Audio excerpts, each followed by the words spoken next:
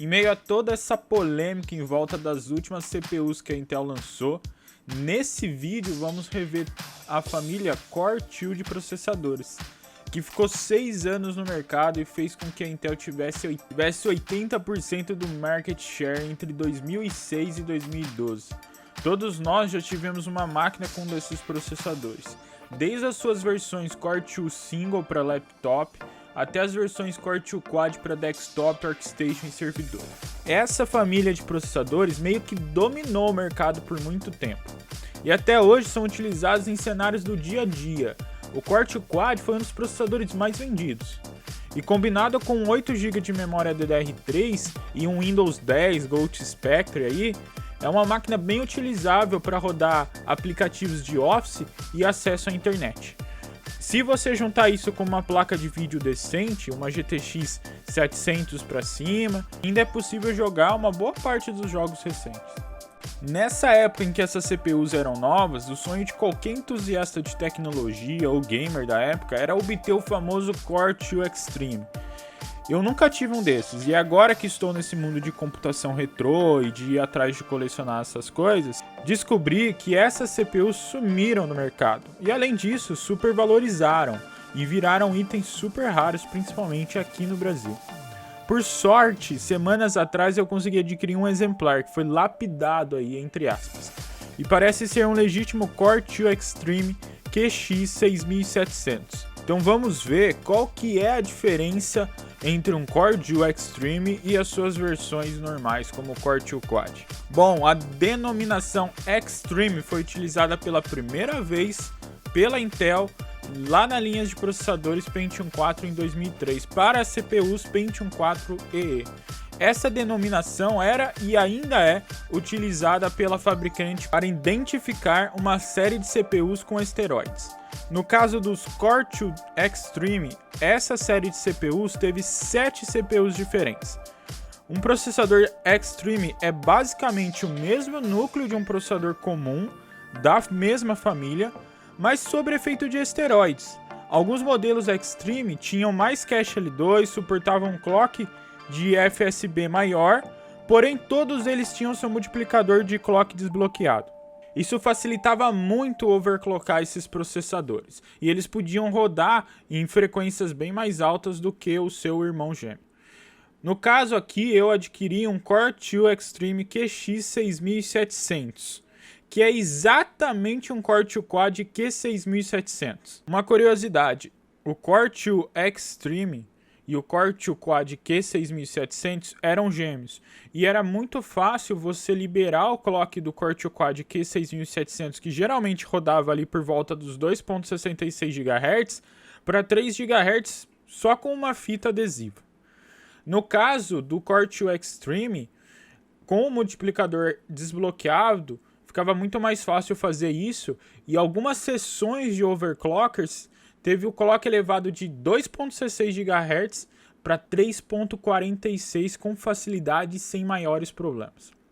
Agora eu tenho a oportunidade de rever esse exemplar e comparar com as outras CPUs da mesma família e da mesma época, para tentar entender se realmente era mais vantagem comprar um Core 2 Extreme QX 6700 como todo mundo queria, ou a versão normal dele já daria conta. Para esse benchmark, eu infelizmente não tenho em mãos um Core 2 Quad Q6700, e provavelmente eu vou refazer um vídeo comparando os dois, o mesmo processador na versão Extreme e o mesmo processador na versão normal, tá? Mas eu preparei a seguinte configuração: uma Asus P5K Deluxe Wi-Fi AP como placa mãe, que era uma placa bem comum para aquela época, até para os overclocks.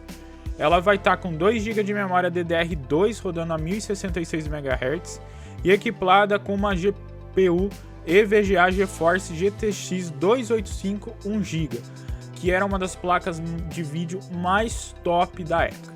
Nós vamos comparar com 3 processadores: o Core 2 Extreme QX 6700, um Core 2 Quad Q9550 e um Xeon X5460 de socket 771, que foi adaptado para rodar na socket 776 e que roda a 3.16 GHz, que deveria ser superior tanto no clock, tanto no desempenho final aos dois processadores anteriores. Nós vamos focar no desempenho da CPU exclusivamente, não vamos importar muito com o FPS, apesar disso resultar num FPS maior, mas com o desempenho da CPU no uso geral. Além disso, todos esses testes vão ser feitos com softwares da época como 3D Mark 06, 08 e o Windows 7, tá? Para que a gente mantenha mais ou menos ali na mesma época. Eu poderia testar com Windows 10 e eu tô planejando meus próximos benchmarks fazer isso, mas nesse benchmark eu fiz com Windows 7 mesmo.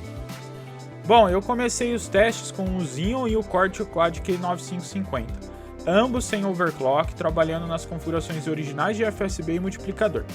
Para o benchmark exclusivo da CPU, eu fiz o teste do CPU-Z para single e multithread, e realizei o benchmark também com o PC Mark 07. Além disso, para 3D, eu usei o UniEngine e o 3D Mark 06, tudo rodando no Windows 7, como eu falei para vocês. Se vocês quiserem que eu teste com alguma outra ferramenta, algum outro benchmark ou um outro sistema operacional, é só colocar nos comentários. Os resultados foram bem interessantes. O Core 2 Quad Q9550, com 12 MB de cache L2 e 4 threads trabalhando aproximadamente 2.83 GHz, pontuou 1.014 pontos no teste do CPU-Z para multithread. Já o Xeon X5460, rodando a 3.16 GHz, conseguiu 1.121 pontos. No PC Mark, o Core 2 Quad obteve 3.756 pontos e o Xeon obteve 3.944 pontos.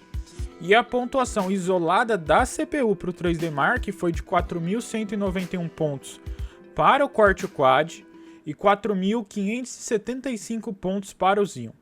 O Xeon obteve uma média de 10% a mais de performance na pontuação comparando com o Core 2 Quad Q9550.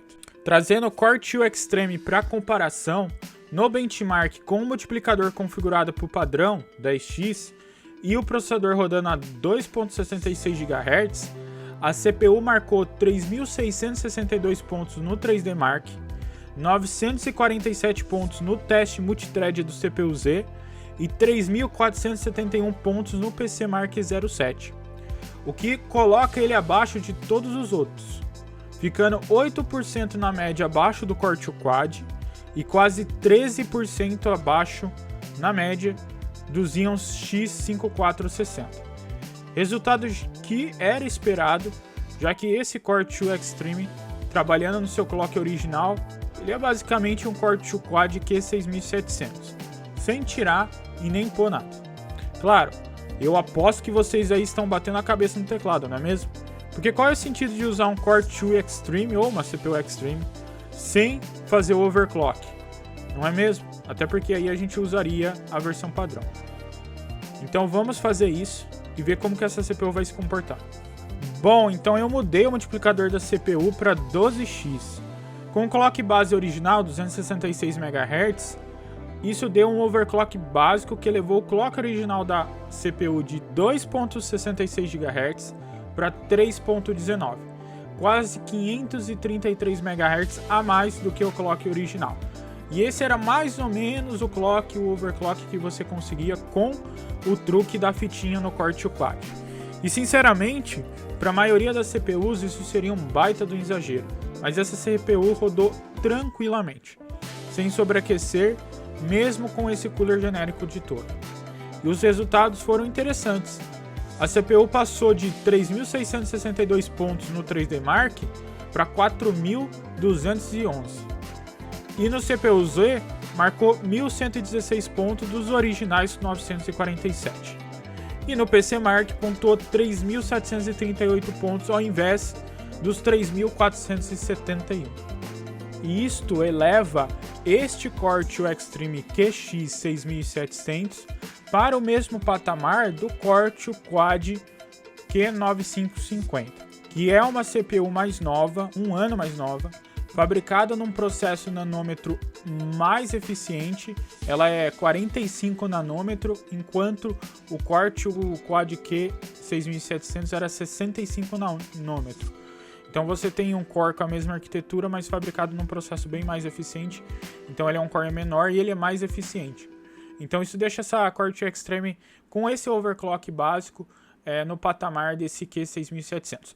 Daria para tirar muito mais desse Core 2 Extreme se eu tivesse a refrigeração apropriada, tá? Então se eu tivesse, por exemplo, um water cooler com um chiller, que eu planejo montar um chiller caseiro para mexer com overclock, e se eu tivesse isso eu poderia elevar esse clock aí bem mais, tá? Existem casos, como eu falei, a maioria dos overclocks elevava isso para 3.46 GHz, ajustando ali as tensões do V-Core. E existem um ou outro que conseguiu, com a refrigeração certa, com a V-Core correta, elevar isso para próximo dos 4 GHz. O Core 2 Extreme foi um processador muito utilizado na época dos overclocks, e foi também uma época em que os overclocks estavam em alta. Todo mundo fazia overclock, todos os fóruns estavam falando sobre isso, todo mundo queria fazer isso. A gente tinha figuras muito importantes na área do overclock nessa época, ali entre 2006 e 2012, até 2015 mais ou menos,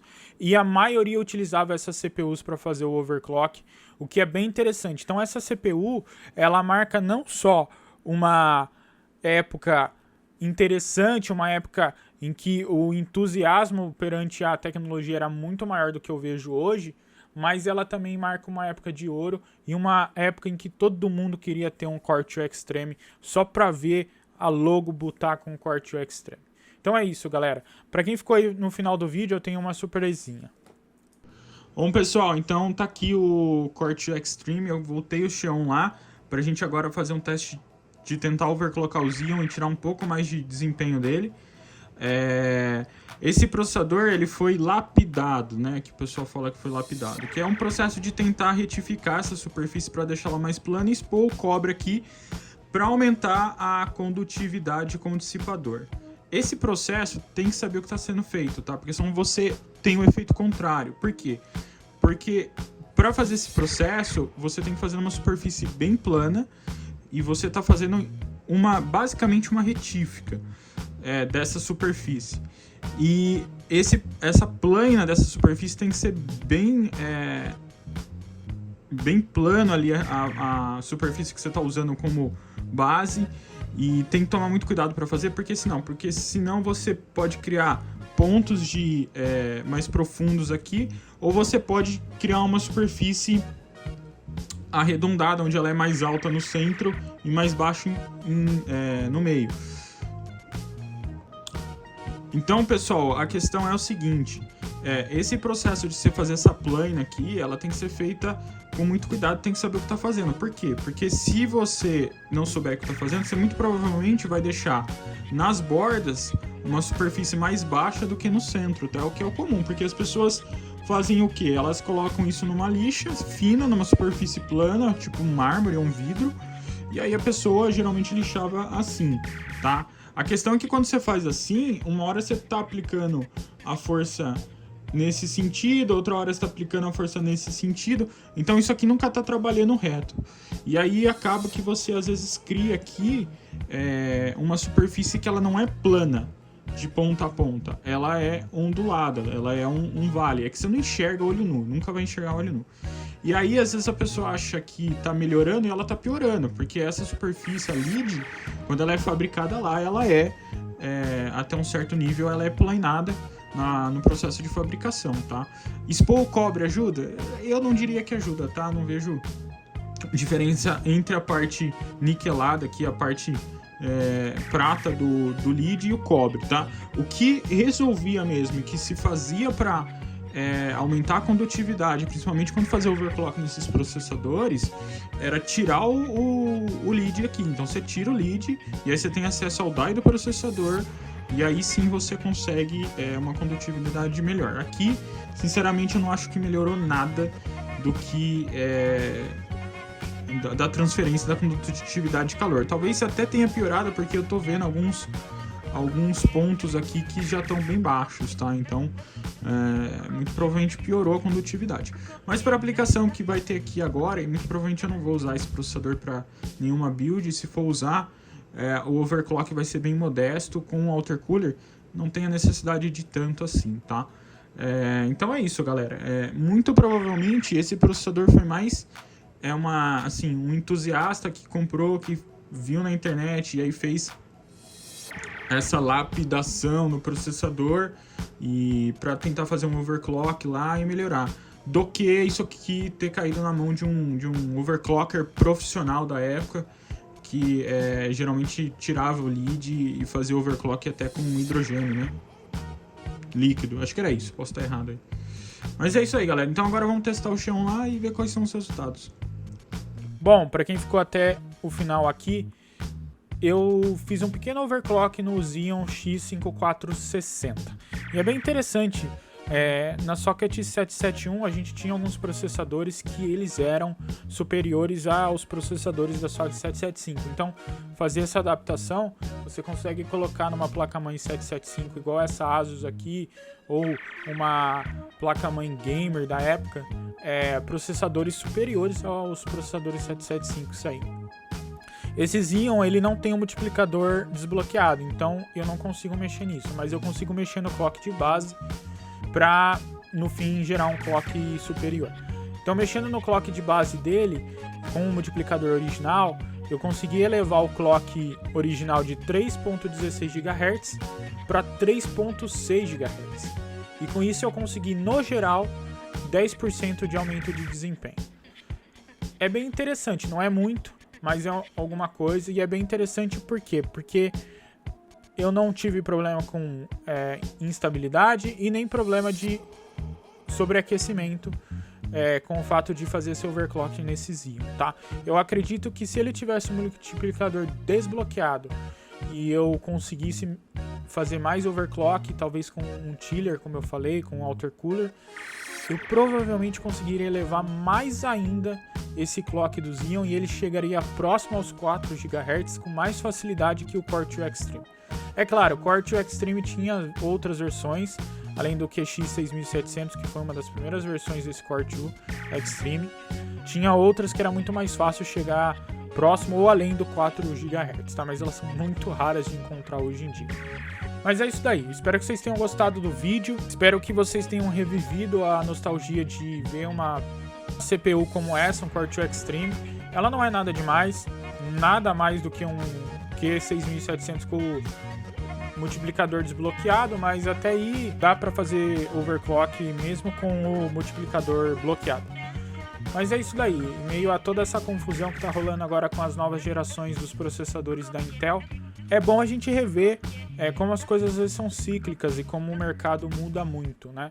Você tem uma empresa que anos atrás dominava 80% do mercado e produzia excelentes processadores que inclusive duraram até agora, né? Os Core 2 CAD aí tem máquina até hoje saindo com Core 2 CAD, máquina que o pessoal fala que é máquina gamer aí, e tem muito isso no mercado, e eles ainda funcionam numa boa, você consegue até overclockar eles se você tiver uma refrigeração decente, e eles vão funcionar aí por muito tempo ainda. E enquanto isso, os processadores de nova geração aí da fabricante estão falhando com pouco tempo de uso, né? Isso é muito interessante. Mas é isso daí, espero que vocês tenham gostado do vídeo, deixem os seus comentários, o seu like, não esqueçam de compartilhar, e até o próximo vídeo aí.